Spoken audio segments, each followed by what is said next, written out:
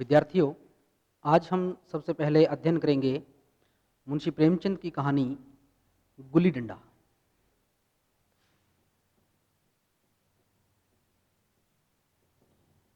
गुल्ली डंडा कहानी उनकी एक ऐसी कहानी है जिसमें उन्होंने दिखाया है कि किस तरह से व्यक्ति पद और प्रतिष्ठा प्राप्त करने के बाद उसका दूसरे लोगों के साथ जो संबंध है वो नीरस हो जाता है।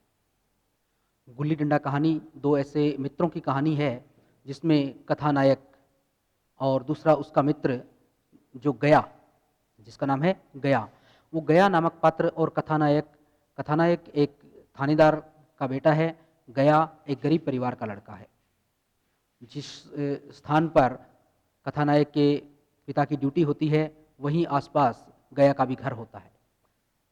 कथानायक और गया दोनों बचपन में एक साथ खेलते हैं, एक साथ कूदते हैं, एक साथ आनंद और मौज से रहते हैं। और उन दोनों का ही बड़ा पसंदीदा खेल है वो गुल्ली डंडा है।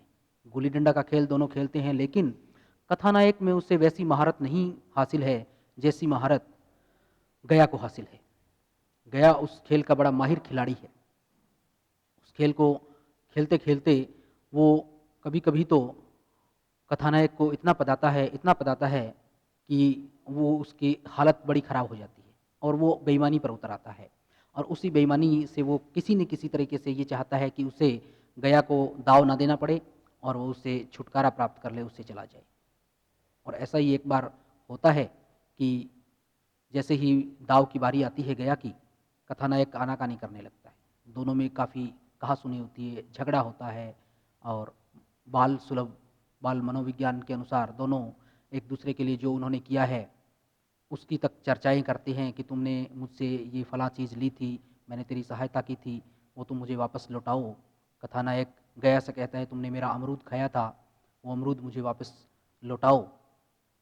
लेकिन गया कहता है वो तो पेट में चला गया, वो मैं तुम्हें नहीं लौटा सकता, लेकिन मैं मेरा दाव नहीं दूंगा तुम्हें। तो इस प्रकार बाल सुलभ चंचलता जो है या बाल हट जो है वो हमें इस कहानी में यहाँ देखने को मिलती है। दोनों में झगड़ा होता है। कथानायक गया के काट लेता है।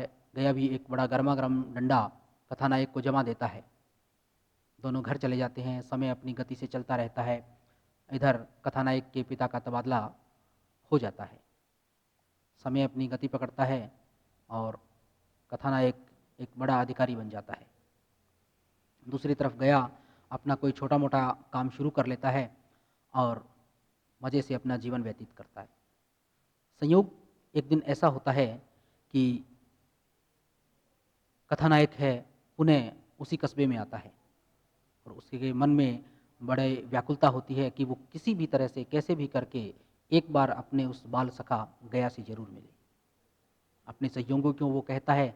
सहयोगी बड़ी जल्दी गया को ले आते हैं। दोनों मित्र मिलते हैं। गया जो कि किसी ज़माने में उसने कथानायक को खूब बधाया था, गुल्ली डंडे के खेल में खूब सताया था, खूब उसके मज़े लिए थे, वो अब बड़ा विनम्र हो गया है उसके प्रति। कथानायक फिर से उसे कहता है कि वो एक बार फिर से उसके साथ वही गुल्ली डंडे का खेल खेले। वो फिर से अपनी बचपन की यादों को ताज़ा कर लेना चाहता है, फिर से उन दिनों में चले जाना चाहता है।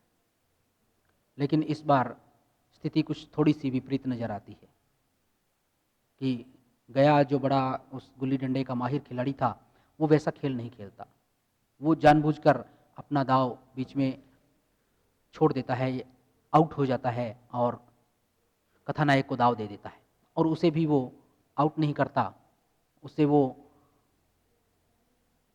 सोचता है कि वो एक बड़ा अधिकारी बन गया है, अब बड़ा पैसे वाला आदमी बन गया है, बड़े पद पे है, बड़ी उसकी प्रतिष्ठा है, इसलिए उसे वो पद आना उचित नहीं मानता है। और उसकी एक तरह से इज्जत करते हुए, और वो दोनों ही बातें चाहता है कि उसकी इज्जत भी बनी रहे और वो ये भी किसी को पता ना लगे कि ये इसे जानबूझकर कथानायक को दाव दिया जा रहा है।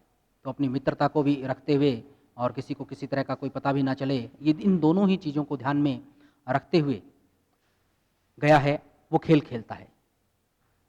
और कहानी का अंत ये होता है कि अंततः वो गया जितवा देता है कथानायक को। कथानायक इसे अपनी जीत मानता है और गया मन ही मन सोचता है कि किस तरह से उसने इस पद के कारण, इस प्रतिष्ठा के कारण उस अपने मित्र को जीत दिलवा दी। तो कहानी की मूल संवेदना यही है विद्यार्थियों कि पद और प्रतिष्ठा प्राप्त होने के बाद जो मानवीय संबंध है, उनमें नीरसता आ जाती है। जिस तरह से कथानायक को पद प्रतिष्ठा मिल गई है और उस पद प्रतिष्ठा के कारण ही वह गया का व्यवहार उसके प्रति वैसा नहीं रहा जैसा कभी बचपन में रहता था। बचपन में दोनों को किसी को नहीं पता था कि कौन क्या बनेगा, कौन क्या होगा, क्या दोनों का कर्तव्य है, क्या दोनों का काम है। लेकिन जैसे ही दोनों बड़े हुए, कथानायक एक बड़ा व्यक्ति बन गया, उसके कारण गया के मन में कहीं न कहीं उसके प्रति बड़ा ही आदर का भाव आ गया, बड़ा ही सम्मान वो उसे देने लग गया। लेकिन बचपन का उसे पता था कि उसने उसके एक डंडा लगाया था बड़े ज़ोर से, लेकिन यहाँ उसे वो डंडे वाली बात दोहराकर कथानायक को शर्मिंदा नहीं करना चाहता। किसी भी तरह से वो उन बातों को याद नहीं करवाना चाहता जिसके कारण उसने कथानायक के ऊपर अपनी श्रेष्ठता दिखाई थी। तो वो जो संबंधों में एक नीरसता आ गई, वैसा रस नहीं रहा। पहला उन्मुक्त भाव से जैसे वो मिलते थे, खेलते थे, उठते थे, बैठते थे, वो उन्मुक्त भाव अब उनके संबंधों में नहीं रहा। कहानी की मूल संवेदना यही है कि पद और प्रतिष्ठा से संबंधों में नीरसता आ जाती है। अब यदि इसके बात की जाए पात्रों के चरित्र चित्रण की, जो कहानी की समीक्षा है, वो एक तो कहानी के तत्वों के आधार पर और दूसरा पात्रों के चरित्र चित्रण के आधार पर किया जाए, तो पात्रों का जो इस कहानी के मुख्य पात्र हैं, वो दो मुख्य पात्र हैं। पात्र हैं वो दो हैं, कथानायक और दूसरा उसका मित्र गया। दो मुख्य पात्र हैं जिनमें से चरित्र चित्रण की दृष्टि से यदि देखा जाए तो सबसे प्रमुख और नायक के रूप में जो इसका मुख्य पात्र है वो है गया। गया के इर्द गिर्द उसके स्वभाव के, उसके क्रियाकलापों के, बचपन में जो उसका व्यवहार था कथानायक के प्रति और बाद में जो उसका व्यवहार हो गया, उन दोनों को मद्देनजर रखते हुए, उन दोनों को ध्यान में रखते हुए गया ही इसका प्रमुख पात्र ठहरता है और उसी का चरित्र चित्रण किया जाना यहाँ पर उचित है। गया के चरित्र की जो मुख्य विशेषताएं हैं, उनको हम इस तरह से ध्यान में रख सकते हैं, इस तरह से उनका विश्लेषण किया जा सकता है कि एक तो गया है वो गुल्ली डंडे का माहिर खिलाड़ी है। गया है गुल्ली डंडे का माहिर खिलाड़ी। हम ये देखते हैं कहानी में कि गया बचपन में भी जल्दी से आउट नहीं होता है और किसी भी तरह से कथानायक को दाव नहीं देता है।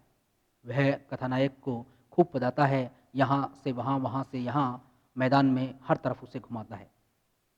ये उसके गुल्ली डंडे के एक अच्छे खिलाड़ी होने की ही निशानी है कि हर तरह से वो कथानायक को बांधे रखता है। उससे मैदान में चारों तरफ गुल्ली को भेजता है वो अपने डंडे से और हर तरह से वो उस खेल पे अपनी पकड़ को बनाए रखता है। और ऐसा ही हम देखते हैं कि दूसरी बार जब युवावस्था में जब कथानायक एक प्रतिष्ठित व्यक्ति बनकर फिर से एक अधिकारी बनकर फिर से उसी कस्बे में आता है, तब भी ऐसा ही कुछ होता है। लेकिन ऐसा वो करना नहीं चाहता। हो सकता था ऐसा, लेकिन गया है वो ऐसा नहीं करना चाहता था। वो अभी वैसा ही खिलाड़ी है और भी उसने उसमें महारत हासिल कर ली समय के साथ साथ, लेकिन वो ऐसा नहीं करता है, बल्कि जानबूझकर वो दाव अपने उस बचपन के मित्र कथानायक को दे देता है। तो इससे पता चलता है कि वह गुल्ली डंडे का कितना महारत हासिल खिलाड़ी है, कितना अच्छा वो उसका खिलाड़ी है। दूसरे उसके स्वभाव की दूसरी विशेषता है वो है क्रोधी स्वभाव। क्रोधी स्वभाव, गया का स्वभाव क्रोधी भी है। कहानी के पूर्वार्ध में अगर हम देखें तो देखते हैं कि कथानायक के प्रति उसका क्रोध भरा स्वभाव हमें दिखाई देता है। जब कथानायक अपना दांव खेल लेता है और उसके बाद जब बारी आती है गया की, तो जैसे ही कथानायक अपने घर जाना चाहता है, वह चाहता है कि वह घर चला जाए बिना दाव दिए, तो इस पर गया को बड़ा क्रोध आता है, वह बड़ा क्रोधित हो जाता है और उस क्रोध में दोनों का झगड़ा भी हो जाता है और उसी क्रोध में वह उसे काट खाने का प्रयास करता है, डंडे से उसकी पिटाई कर देता है, धक्का मुक्की भी उन दोनों के बीच में हो जाती है। यहाँ इससे हमें पता चलता है कि गया का स्वभाव है वह क्रोधी भी है। तीसरी उसकी स्वभाव की विशेषता है वो है न्यायप्रिय।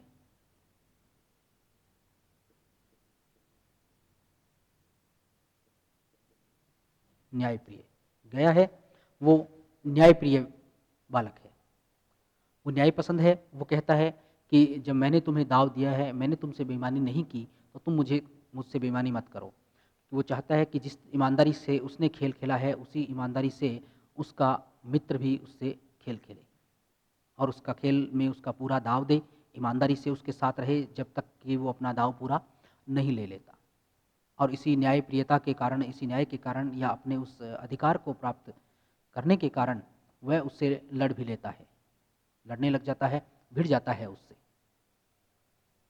अगले इसके स्वभाव की विशेषता है निडर। गया है वो निडर है, उसे डर नहीं है। गया जानता है कि कथानायक के पिता एक पुलिस के अधिकारी है, लेकिन फिर भी उसे इस बात का डर नहीं। वह जानता है कि वह गरीब है, उसकी सुनने वाला कोई नहीं है और अंत में जब झगड़ा होगा तो झगड़े में उसी का दोष बताया जाएगा, लेकिन फिर भी वो अपने उस हक के लिए, अपने अधिकार के लिए, अपना दाव प्राप्त करने के लिए किसी भी तरह से डरता नहीं है। निडर होकर अपना दाव मांगता है और उसके लिए वो झगड़ा करने के लिए भी तैयार रहता है।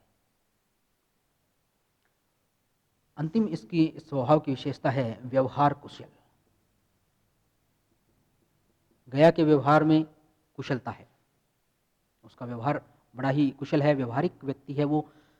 इस चीज़ का हमें पता चलता है कि जब गया का बचपन का मित्र या कथानायक जो है वापस उस कस्बे में आता है, एक बड़ा अधिकारी बनकर आता है वह, और गया से फिर से खेलने की इच्छा जाहिर करता है, तो गया ने अपना व्यवहार उस बचपन के मित्र के जैसा व्यवहार न रखकर एक व्यवहार कुशल व्यक्ति का व्यवहार अपना वहाँ पर प्रदर्शित किया। वह जानबूझकर उस कथानायक को व्यवहार उसका दाव दे देता है। वह उसे उतना नहीं बताता जितना वो बचपन में कभी उसके साथ उसने खेल खेला था।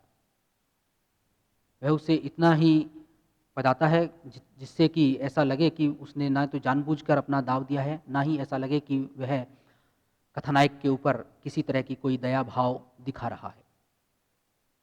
इस तरह का बड़ा ही एक कुशल सीमित सा व्यवहार कथानायक अपने मित्र के प्रति रखता है।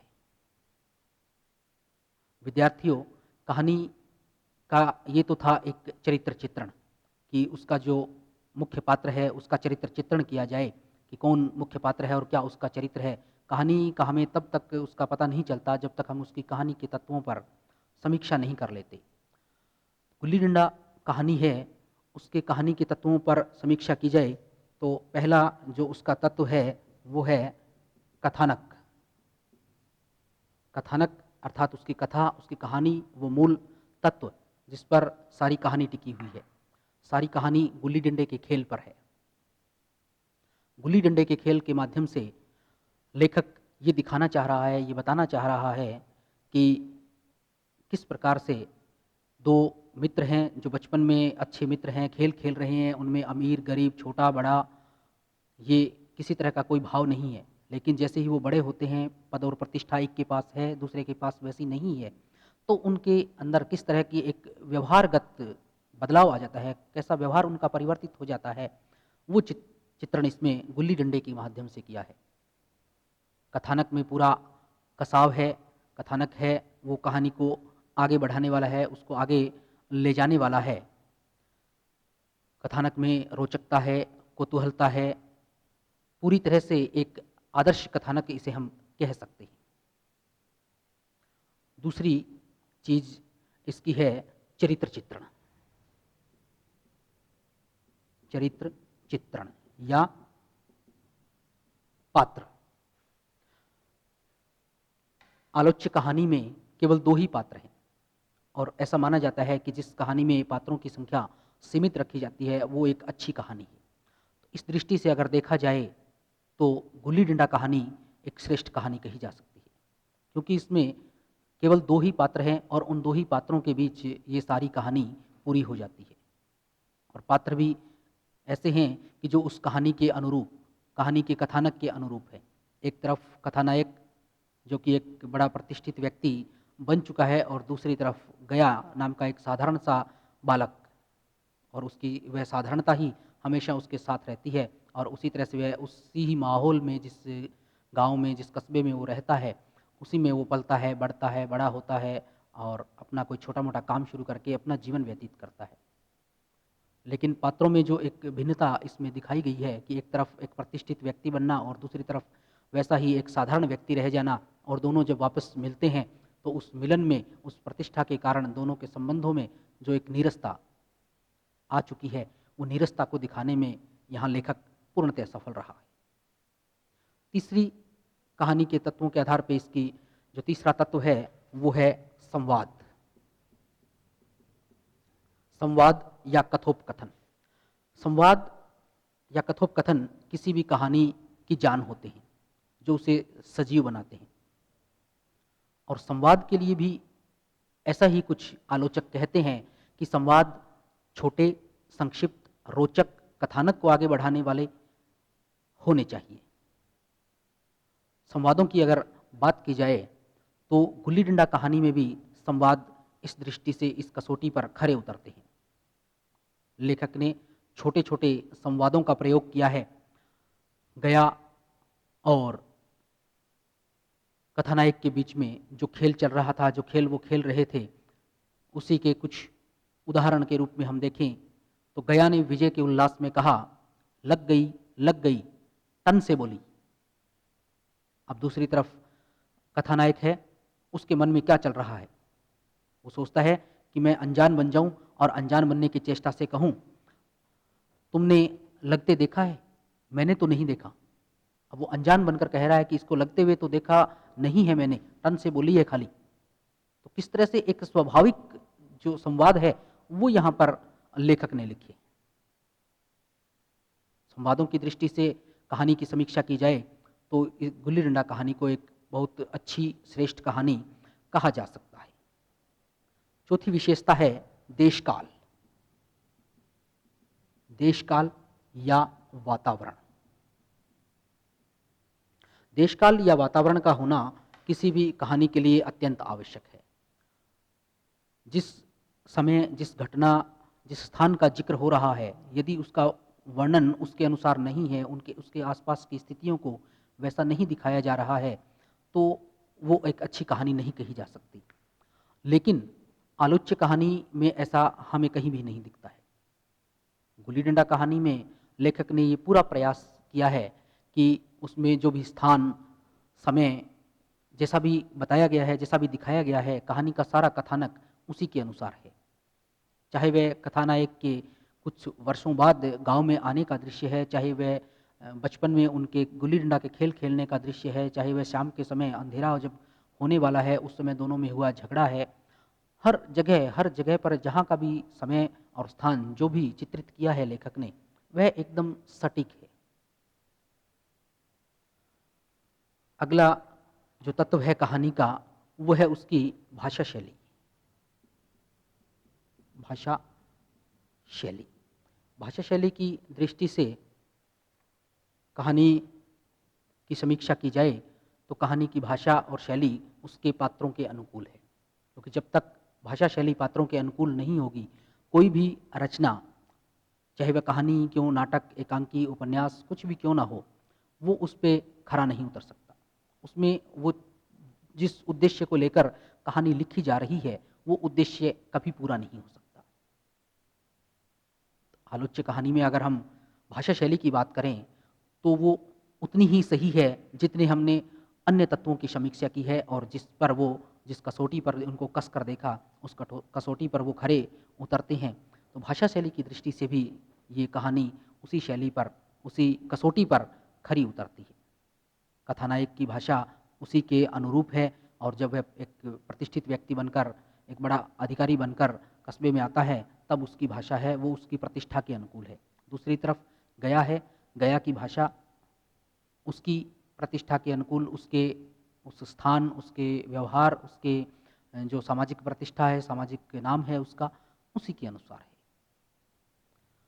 अगला कहानी का जो तत्व होता है वो है उद्देश्य का। उद्देश्य, क्योंकि प्रत्येक रचना है उसको रचना करने का, उसको लिखने का, बनाने का कोई न कोई उद्देश्य होता है। बिना उद्देश्य के कोई भी रचना नहीं लिखी जा सकती। और ऐसे में गुल्ली डंडा कहानी की रचना का भी लेखक का एक अपना उद्देश्य रहा है, जिस उद्देश्य की प्राप्ति के लिए उसने इस रचना को तैयार किया। वो रचना है कि किस तरह से पद और प्रतिष्ठा प्राप्त करने के बाद व्यक्तिगत संबंधों में नीरसता आ जाती है। उसी नीरसता को दिखाना यहाँ लेखक का उद्देश्य रहा है, और जिस उद्देश्य के अंदर वह पूर्णतया सफल रहा है। क्योंकि कहानी को पढ़ने से हमें पता चलता है कि बचपन में जो मित्रता बड़ी गहरी थी, उनमें किसी तरह का कोई भेद नहीं था, किसी तरह की कोई ऊंच नीच नहीं थी, किसी तरह का कोई पद नहीं था, कोई प्रतिष्ठा नहीं थी। ना ही गया एक छोटा गरीब परिवार का व्यक्ति था, ना ही कथानायक कोई प्रतिष्ठित किसी थानेदार का पुत्र था, बल्कि वो एक दो आम मित्रों की तरह थे। लेकिन जैसे ही समय ने करवट ली, कथानायक एक बड़ा अधिकारी बन जाता है और गया है वो वहीं का वहीं रह जाता है। तो उनके व्यवहार में जो परिवर्तन आ गया, उस गया के और कथानायक के संबंधों में जो अंतर आ गया है, उस अंतर को दिखाना, यही कथानायक का इस कहानी का उद्देश्य है कि ऐसा कैसे हो जाता है, कैसे हमारी मानसिकता बदल जाती है। और अगला जो कहानी का तत्व है वो है शीर्षक। किसी भी कहानी का शीर्षक उसके मुख्य पात्र, मुख्य घटना या मुख्य बिंदु के आधार पर ही उसका शीर्षक होता है। आलोच्य कहानी में भी उसका जो मुख्य घटना है या मुख्य जो मूल संवेदना उसकी है, मूल तत्व जो है उसका, वो गुल्ली डंडे के खेल के इर्द गिर्द ही घूमता है। सारा कथानक उसी के ऊपर टिका हुआ है। कथानायक और गया दोनों को बचपन में गुल्ली डंडा खेलते हुए दिखाते हैं। गुल्ली डंडे के खेल में ही दोनों में झगड़ा होता है, गुल्ली डंडे के खेल से ही दोनों में मित्रता होती है। और बाद में कहानी के अंत में भी वो दोनों गुल्ली डंडा ही खेलते हैं। जब कथानायक एक फिर से उस कस्बे में आता है, अपने उस जिसमें उसने अपना बचपन बिताया था, फिर से वो गुल्ली डंडे का खेल खेलता है अपने उस बचपन के मित्र के साथ। तो सारा घटनाक्रम, सारी घटनाएं उस गुल्ली डंडे के खेल के इर्द गिर्द ही घूमती है। और इसी खेल के माध्यम से इस कहानी की जो मूल संवेदना है, कहानी का जो उद्देश्य है, उस तक कथाकार पहुंचा है। तो कथाकार ने जो उद्देश्य लिया है उस तक पहुंचने के लिए जो माध्यम उन्होंने बनाया, उसी के आधार पर इस कहानी का शीर्षक है वो गुल्ली डंडा रखा गया। कहानी का शीर्षक छोटा है, संक्षिप्त है, कुतूहल भरा है, सारे ही गुण इस शीर्षक के अंदर हैं। तो इस तरह से हम कह सकते हैं कि कहानी के तत्वों के आधार पर गुल्ली डंडा कहानी एक बड़ी ही श्रेष्ठ कहानी है। विद्यार्थियों, हम इसके बाद जिस दूसरी कहानी का अध्ययन करेंगे वो है ममता। ममता कहानी भी अपने समय की बड़ी ही चर्चित कहानियों में रही है। ममता कहानी की जो मूल संवेदना है वो है नारी का स्वाभिमान, आत्मगौरव, स्वदेश प्रेम और त्याग। ये सब इस कहानी की मूल संवेदना है। कहानी रोहिताश्व दुर्गाधिपति के मंत्री की इकलौती पुत्री विधवा है वो ममता, उसको लेकर चलती है। उसी के इर्द गिर्द सारी कहानी घूमती है। दुर्ग के अधिपति के मंत्री हैं, उनकी पुत्री जो कि अपने यौवन अवस्था में ही विधवा हो चुकी है। कोई भी किसी तरह की कोई अब सपना, किसी तरह की कोई उमंग, कोई उल्लास, कोई आनंद उसके मन में नहीं रह गया है। तो बिना किसी उमंग के, बिना किसी आनंद के वह अपना जीवन जी रही है। लेकिन उसके अंदर नारी का स्वाभिमान है, उसके अंदर अपना आत्मगौरव है, उसके अंदर स्वदेश प्रेम है, उसके अंदर त्याग की भावना है। वो सारी चीज़ें उसके अंदर रहती है। ऐतिहासिक कथानक के ऊपर लिखी गई ये ऐसी कहानी है जिसके अंदर नारी को पूर्ण सम्मान लेखक ने दिया है। नारी का पूरा पूरा सम्मान बड़े ही कलात्मक ढंग से, बड़े ही रीति और नीति से लेखक ने किया है। कहानी की समीक्षा यदि की जाए उसके पात्रों के ऊपर, पात्रों के चरित्र चित्रण के आधार पर, तो हम कह सकते हैं कि ममता कहानी में एक ही उसका मुख्य पात्र है, वो है उसकी मुख्य जो नायिका है, जिसके नाम पर इस कहानी का नाम दिया गया है, वो है ममता। उसी ममता के चरित्र का चित्रण किया जाए। ममता अपने जीवन में बड़ी ही त्रस्त है, उसका त्रसित जीवन सबसे पहले है कि त्रसित जीवन। ममता का जीवन त्रस्त है, वह युवावस्था में विधवा हो चुकी है, किसी तरह की कोई उमंग, कोई सपना उसकी आंखों में अब नहीं दिखाई देता है। दूसरे उसकी विशेषता है नारी हृदय। नारी हृदय, उसके सपने टूट चुके हैं, उसका पति उसके साथ नहीं है, युवावस्था में वो विधवा हो चुकी है, और जिस काल की बात लेखक ने की है, उस काल में तो पुनर्विवाह का सोचना भी पाप माना जाता था, लेकिन फिर भी उसका हृदय इन सब घटनाओं के बाद भी पाषाण नहीं हुआ। नारी हृदय, ममत्व, उसमें प्रेम, स्नेह, दया, सहानुभूति, वो सब चीज उसमें उपस्थित रहती है। अगली इसकी विशेषता जो है संतोषी मन। संतोषी मन, ममता का मन है वो बड़ा ही संतोषी है। बुरे समय के लिए उसके पिता उसके पास सोने के थाल भेजते हैं जिसमें अपार धन संपदा भरी हुई है, लेकिन वो अपने मन में संतुष्ट है। वो कहती है हम ब्राह्मण हैं और हमें किसी भी तरह से धन का संचय नहीं करना चाहिए। क्या जब बुरा वक्त आएगा तो कोई भी ऐसा इस संसार में नहीं होगा जो हमें 2 वक्त की रोटी भिक्षा के रूप में दे सके। हम तो ब्राह्मण हैं और उसमें कोई पाप नहीं है कि हम भिक्षाटन कर अपना पेट भरते हैं, लेकिन धन का संचय करना हमारे लिए पाप है। इस तरह से बड़ी ही संतोष की प्रवृत्ति उसके अंदर हमें दिखाई देती है। चौथी विशेषता है पिता के स्नेह की पात्र। स्नेह की पात्र, हर पिता अपनी संतान से अपार प्रेम करते हैं और ऐसा ही प्रेम ममता को भी उसके पिता से मिलता है, और शायद इसी स्नेह के कारण बुरे वक्त में काम आने के लिए वो सोना उन्होंने अपनी बेटी के पास भेजा था।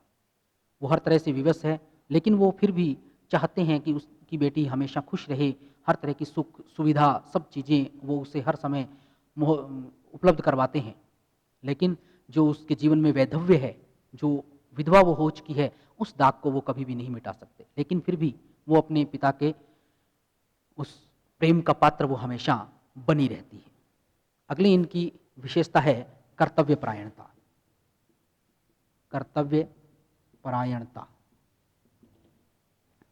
ममता कर्तव्य परायण भी है, वो अपने कर्तव्य को नहीं भूलती, वो अपने जो संस्कृति है, सभ्यता है, उसको नहीं भूलती। शेरशाह से हरा हुआ हुमायूं जब आकर शरण मांगता है तो विधर्मी होते हुए वह उसे शरण दे देती है। वो उसे शरण के लिए मना नहीं करती, वो कहती है कि तुम विधर्मी हो, लेकिन फिर भी मानव धर्म यही कहता है कि जो शरण में आया है उसे शरण दी जानी चाहिए, चाहे वह कोई भी है। और इसी आधार पर वह स्वयं अपना जिस घर में वो रह रही है, जिस झोंपड़े में वो रह रही है, उससे खाली करके स्वयं दूसरी तरफ जंगल की तरफ चली जाती है और उस हुमायूं को वहाँ पर रहने के लिए शरण, कुछ समय विश्राम के लिए जगह दे देती है। विधर्मी होने के बाद भी वो उस अपने कर्तव्य से विमुख नहीं होती है, मनुष्यता के अपने धर्म से विमुख नहीं होती है। अगली उनकी विशेषता है आदर्श नारी। आदर्श नारी, ममता एक आदर्श नारी है और हर तरह से अपने आदर्शों का पालन करना वो अपना कर्तव्य समझती है। हुमायूं को शरण देने के बाद वह जंगल की ओर चली जाती है, लेकिन जैसे ही हुमायूं के सैनिक आते हैं वह उसे खोजने लगते हैं हुमायूं के आदेश से। इससे वह बड़ी आक्रांत होती है, बड़ी डर जाती है और अपने अस्तित्व को, अपने स्त्रीत्व को, अपने आप को बचाने के लिए, अपने मान सम्मान को बचाने के लिए वह अपने को छुपा लेती है। उस अपने आदर्श की रक्षा के लिए वह किसी भी तरह से उन लोगों के सामने नहीं आती है। हुमायूं उसे किसी तरह से प्रताड़ित न कर बल्कि उसका शुक्रिया अदा करना चाहता है, लेकिन फिर भी वह यही समझती है कि कहीं उसके सतीत्व को ना खतरा हो, और वह अपने उस आदर्श रूप को बचाए रखती है। विद्यार्थियों, आज हमने 2 कहानियों का अध्ययन किया। अगली क्लास में भी हम अगली 2 अन्य कहानियों का अध्ययन करेंगे। धन्यवाद।